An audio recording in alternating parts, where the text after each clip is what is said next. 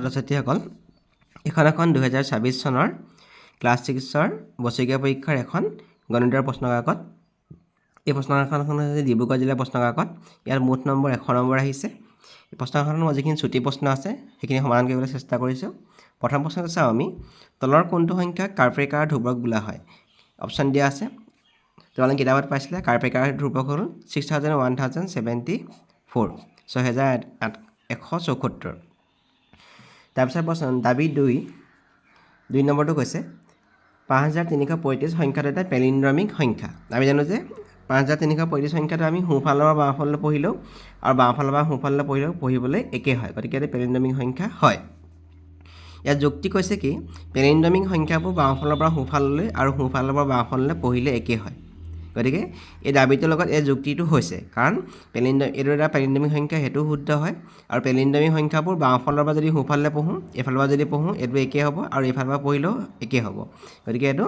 শুদ্ধ গতিকে কোনটো শুদ্ধ হ'ব ইয়াত কৈছে দাবী আৰু যুক্তি দুইটাই সত্য আৰু যুক্তিটো দাবীৰ সঠিক ব্যাখ্যা গতিকে ইয়াত এই নম্বৰটোৱে শুদ্ধ হ'ব তাৰপিছতো কৈছে আমাক 100ৰ পৰা 999 লৈ তিনিটা অংকৰে গঠিত মুঠ কিমানটা সংখ্যা আছে 100ৰ পৰা 900 অপশ্যন দিয়া আছে 898 899 1900 এইটো হ'ব 900 হ'ব তাৰপিছৰ প্ৰশ্নটো মহান ভাৰতীয় গণিতজ্ঞ শ্ৰীনিবাস ৰামানুজনে 1887 চনৰ 22 ডিচেম্বৰত জন্মগ্ৰহণ কৰিছিল তেখেতৰ জন্ম তাৰিখটো ব্ৰিটিছ আহিত লিখিলে হ'ব ব্ৰিটিছ আহিত লিখিলে কোনটো হ'ব এতিয়া ডিচেম্বৰ 22 ডিচেম্বৰ গতিকে দিনটো প্ৰথমতে হ'ব তাৰপিছত মাহ হ'ব ডিচেম্বৰটো 12 নম্বৰ মাহ গতিকে 12 হ'ব আৰু এইটো বছৰ গতিকে চিটো ইয়াত শুদ্ধ হ'ব 5 নম্বৰ দিছে স্তম্ভলেখ কোনটো শুদ্ধ হৈ গৈছে স্তম্ভলেখত কি যে উলম্বভাৱে থকা দণ্ডচিত্ৰ গতিকে এইটো ক'ত মিলাব লাগিব চাইড মিলাব লাগিব সচিত্ৰলেখত কি কৰে বস্তুৰ জৰিয়তে তথ্য উপস্থাপন পদ্ধতি গতিকে এইটো 1 নম্বৰত যাব বাৰংবাৰতাই কি কৰে কোনো বিশেষ পৰিঘটনা বা তথ্য কিমানবাৰ সংঘটিত হৈছে এইটো সূচায় গতিকে এইটো 2 নম্বৰত যাব ডাক চিহ্নই কি কৰে তথ্য গণনা আৰু সংগঠিত কৰাৰ সহজ উপায় গতিকে এইটো 3 নম্বৰত যাব গতিকে আমি কোনটো 1 নম্বৰটো কেই নম্বৰত গ'ল 4 নম্বৰত গতিকে এইটো শুদ্ধ হয় 1 নম্বৰটো 4 নম্বৰ 2 নম্বৰটো গৈছে 1 নম্বৰ 2 নম্বৰটো 1 নম্বৰত গৈছে বাৰংবাৰ আৰু 3 নম্বৰত 3টো গৈছে 2 গতিকে এইটো 2 আৰু 4 নম্বৰটো গৈছে 3 এইটো শুদ্ধ হয় বি নম্বৰটো শুদ্ধ হয় তলৰ কোনটো মৌলিক তৃতীয় which of the following is a prime triplet হ'ব লাগিলে সংখ্যাটো গোটেইকেইটা মৌলিক সংখ্যা হ'ব লাগিব আৰু সিহঁতৰ গোটেইকেইটা ক্ৰমিক মৌলিক সংখ্যা হ'ব লাগিব এতিয়া 2 3 5 হ'বনে 3 5 7 হ'বনে তাৰপিছত 5 7 9 হ'বনে 11 13 17 হ'ব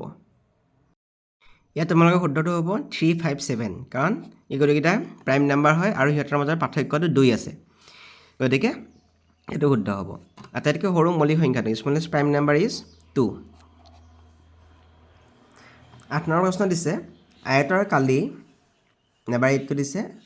আয়তৰ কালি সূত্ৰটো কি হ'ব 2 * l + b এইটো শুদ্ধ হ'ব lটো লেংথ আৰু bটো ব্ৰেথ 5 চেণ্টিমিটাৰ বাহুযুক্ত বৰ্গাকাৰ আকৃতি এটা পৰিসীমা বৰ্গৰ পৰিসীমা কি আছিলে 4 পূৰণ এটা বাহুৰ দিশ গতিকে বাহুৰ দিশ কিমান দিয়া আছে 5 চেণ্টিমিটাৰ গতিকে 4 5 গুণ কিমান হ'ব 20 চেণ্টিমিটাৰ হ'ব স্কোৱাৰ চেণ্টিমিটাৰ নহয় কিন্তু দেই স্কোৱাৰ চেণ্টিমিটাৰটো ইয়াত যদি আমাক এৰিয়া উলিয়াবলৈ ক'লে তেতিয়া স্কোৱাৰ চেণ্টিমিটাৰ হয় ইয়াত চেণ্টিমিটাৰ হ'ব ইয়াত দুটা আছে তোমালোকে দেখিছা গতিকে এইটো শুদ্ধ হ'ব তাৰপিছত দিছে 10 নম্বৰ প্ৰশ্ন 1/4 + 1/4 ৰ মান হ'ব আমি যদি 1/4 আৰু 1/4 প্লাছ কৰোঁ তেতিয়া কিমান হ'ব সুধিছে ইয়াত যিহেতু দুইটাৰ হৰ একে আছে গতিকে 4টো পাতি লৈছোঁ 1 + 1 কিমান হ'ব 2 হ'ব তাৰমানে 4/2 4/2 মানে আমি যদি কটাকটি কৰোঁ 2 × 2 2 × 2 = 4 অৰ্থাৎ 2/1 হ'ব ইয়াত কোনটো শুদ্ধ হ'ব অপশ্যন ডিটো শুদ্ধ হ'ব 90/150 লঘিষ্ঠ আকাৰ হ'ল ইয়াত চিম্পলেষ্ট ফৰ্মটো হ'ব এতিয়া এই 90টো যদি আমি ভাঙি দিওঁ 30 × 3 কে ভাঙি দিওঁ আৰু 150টো ভাঙি দিওঁ 30 × 5 30 কেঞ্চেল কৰিলে কিমান হ'ব 5/3 কোনটো ডি নম্বৰটো ইয়াত শুদ্ধ হ'ব বা তোমালোকে এইটো মই ভাঙি পূৰণ কৰিছোঁ তোমালোকে হৰণ কৰিব পাৰা 90 আৰু 150 আটাইতকৈ ডাঙৰ এটা লঘিষ্ঠ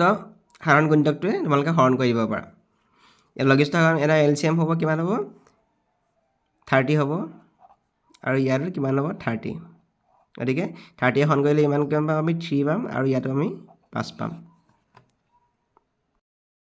তলৰ কোনটো আয়তৰ ধৰ্ম নহয় সুধিছে সকলো বাহুৰ দৈৰ্ঘ্য সমান বিপৰীত বাহুবোৰৰ দৈৰ্ঘ্য সমান সকলো কোণ সমকোণ কৰ্ণজালৰ মাপ সমান মাপৰ এতিয়া সকলোবোৰ বাহুৰ দৈৰ্ঘ্য সমান এইটো আয়তৰ ধৰ্ম নহয় আয়তৰ সকলো বাহু সমান নহয়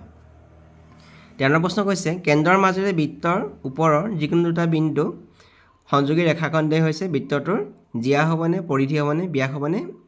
ব্যাসাৰ্ধ হ'ব কেন্দ্ৰৰ মাজেৰে কৈছে গতিকে যেটো আমি যদি এটা বৃত্ত লওঁ কেন্দ্ৰৰ মাজেৰে এটা পৰিধি দুটা মূৰ সংযোগী এডাল কি হ'ব ডায়ামিটাৰ ব্যাস তাৰপিছত কৈছে আমাক 14 নম্বৰ প্ৰশ্নটো এটা ৰম্বাসৰ সমমিতি ৰেখা সংখ্যা ৰম্বাস যদি আমি আঁকো এটা আমি ৰম্বাস আঁকিলো সমমিতি ৰেখা সংখ্যা যদি আমি এনেকৈ এডাল আঁকো এডাল হৈ গ'ল এডাল দুডাল তাৰপিছত এটোৰ পৰা এটো তিনডাল এটো এডাল হ'ল চাৰিডাল গতিকে অপশ্যন ডি টো ইয়াত শুদ্ধ তলৰ কোনটো চিত্ৰৰ সমমিতি ৰেখা নাই ইয়াত এটা দুটা তিনটা চাৰিটা আছে ইয়াত চাওঁ আমি এই চাবিটো এই গোটেইখিনি সমমিতি ৰেখা আছে এডাল আঁকিব পাৰোঁ আমি এইটো এনেকৈ আঁকিব পাৰোঁ সমমিতি ৰেখা এইটো আমি এনেকৈ আঁকিব পাৰোঁ কিন্তু এইটো যদি আমি এনেকৈ আঁকিটো এডালে এই সাইডটো সমান নহ'ব গতিকে সমমিতি ৰেখা কোনটো নাই অপশ্যন বি টো নাই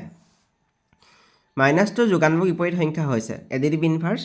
যোগাত্মক বিপৰীত সংখ্যা হ'বলৈ হ'লে দুটা সংখ্যাৰ যোগফল কিমান হ'ব লাগিব 0 হ'ব লাগিব তেতিয়া আমি এটা গানটো যোগাত্মক বিপৰীত সংখ্যা বুলি ক'ম যদি আমাক যোগাত্মক বিপৰীত সংখ্যা দি উলিয়াবলৈ দিয়ে আমি 0 ৰ পৰা এটো 0 ৰ পৰা যিকোনো সংখ্যা আমি বিয়োগ কৰি দিম ইয়াত -2 আছে -2 আমি বিয়োগ কৰিম -2 বিয়োগ কৰিলে মাইনাছে আমি কি হ'ব প্লাস হ'ব তাৰ মানে 0 প্লাস টো কিমান হ'ব 2 গতিকে -2 যোগাত্মক বিপৰীত কিমান হ'ব 2 হ'ব -3 আৰু -1 মাজত থকা অখণ্ড সংখ্যাটো তোমালোকে সংখ্যা ৰেখাডাল যদি মনত পেলোৱা -3 আৰু -1 মাজত কোনটো থাকিব -2 থাকিব তলৰ উক্তিটো কোনটো উক্তি শুদ্ধ কৈছে 0 টো 6 তকৈ ডাঙৰ এটো ভুল 0 টো -8 তকৈ সৰু এটো ভুল 0 টো -8 তকৈ ডাঙৰ এটো শুদ্ধ এটো শুদ্ধ 0 টো -8 তকৈ ডাঙৰ তাৰপিছত ইয়াতে এটো ভুলকে দিয়া আছে -4 এটো ভুলকে দিয়া আছে কিন্তু আসলে ইয়াত 0 টো -8 তকৈ ডাঙৰ এটো শুদ্ধ তলৰ কোনটো উক্তি অসত্য ধনাত্মক অখণ্ড সংখ্যাবোৰ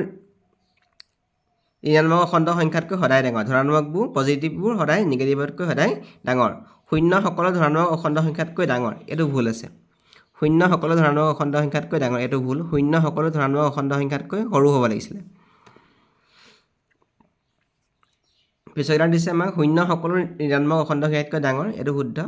ওপৰৰ সকলোবোৰ উক্তিয়ে অসত্য এটো আমাৰ অসত্য গতিকে শূন্য সকলো ধনাত্মক সংখ্যাতকৈ ডাঙৰ এটো ভুল আছে 13/14 মিশ্ৰ ভগ্নাংশৰ ৰূপটো হ'ল মিক্স ফ্ৰেকচন কৰিলেই হ'ব আমি যদি এনেকৈ মিশ্ৰ ভগ্নাংশ উলিয়াবলৈ দিয়ে আমি কি কৰিম এটো ওপৰৰ যেটো আছে লবটোক আমি হৰতে হৰণ কৰি দিম 14 আমি 13 ৰে হৰণ কৰি দিলো 13 * 13 তাৰ মানে কেবাৰ পালো আমি এবাৰ ইয়াত বাকি কিমান থাকিলে কিহে হৰণ কৰিছিলো আমি 13 ৰে হৰণ কৰিছিলো 13 আৰু বাকি থাকিলে 1 মানে 1 সমষ্টি 13/1 এটোৱে শুদ্ধ আমাৰ এই নম্বৰটো শুদ্ধ এটো ডাক চিহ্ন কিমান সংখ্যা বুজাইছে ইয়াত আমি চাও 1 2 3 4 এটো 5 6 বুজাইছে এটো 6 দুটা গণিতক লিখা 6 গণিতক যিকোনো লিখিব পাৰা তোমালোকে 6 2 গুণ 12 পৰা লিখিব পাৰা 6 3 গুণ 18 লিখিব পাৰা 6 হ'ব 6 গণিতকটো যুগ্ম 18 মৌলিক সংখ্যাটো কি যুগ্ম 18 মৌলিক সংখ্যাটো হ'ব 2 এটো কিমান অংকৰ ৰং পৰা বুজাইছে যদি আমি এটো চাও 4/1 অংকত 4/1 অংকত তলৰ আকৃতিটো পৰিসীমা এই গুটেটো আমি যোগ কৰিব লাগিব যোগ কৰিলে পৰিসীমা পাবা সবটো যোগ কৰিব লাগিব ইয়াত যদি আমি যোগ কৰি চাওঁ এটো 1 যোগ এটো 4 যোগ এটো 0.5 এটো 2.5 তাৰপিছত আকৌ 2.5 আৰু 0.5 আৰু 4 কিমান হ'ব 1 একে চাৰিয়ে 5 এটা লগ লাগিলে 1 হ'ব 0.5 হলে 1 হ'ব তাৰ মানে একে চাৰিয়ে 5 একে 6 এটো 2.5 হলে 5 হ'ব 6 5 11 11 চাৰিয়ে 15 হ'ব তাৰপিছত চাওঁ আমি সত্য নে অসত্য লিখা তথ্য উপস্থাপন কৰিবলৈ ব্যৱহাৰ কৰা তালিকাক ইনফ'গ্ৰাফিক্স বোলে এইটো ট্ৰু লিখি দিবা সত্য শূন্যৰে শেষ হোৱা সংখ্যাবোৰ 5 আৰু 10 দুটাৰে বিভাজ্য যিবোৰ সংখ্যা 0ৰে শেষ হ'ব সেইটো 5 আৰু 10 দুটাৰে বিভাজ্য এইটো ট্ৰু বৃত্ত এটাৰ বিন্দুবোৰ কেন্দ্ৰৰ পৰা সমান দূৰত থাকে বৃত্ত এটা এইটো সত্য হয় 4/13 ভগ্নাংশৰ লব হৈছে 13 ইয়াত লব বুলি কৈছে 13টো কিন্তু লব নহয় এইটো হৰহ হয় গতিকে এইটো ফলছ সমদ্বিবাহু ত্ৰিভুজ এটাৰ সমমিত চিত্ৰ যাৰ সমমিতি ৰেখা এডাল এতিয়া সমদ্বিবাহু ত্ৰিভুজটোৰ সমমিতি ৰেখা এডাল নহয় এডাল ইয়াৰ সমমিতি ৰেখা 3ডাল হ'ব গতিকে এইটো হ'ল ফলছ তাৰপিছত এইখিনি 23 নম্বৰৰ পৰা এই প্ৰশ্নখিনি মই কৰি দিয়া নাই অকল প্ৰশ্নখিনি আপোনালোকক দেখাই দিছোঁ কেনেকুৱা ধৰণৰ প্ৰশ্ন আহিছিলে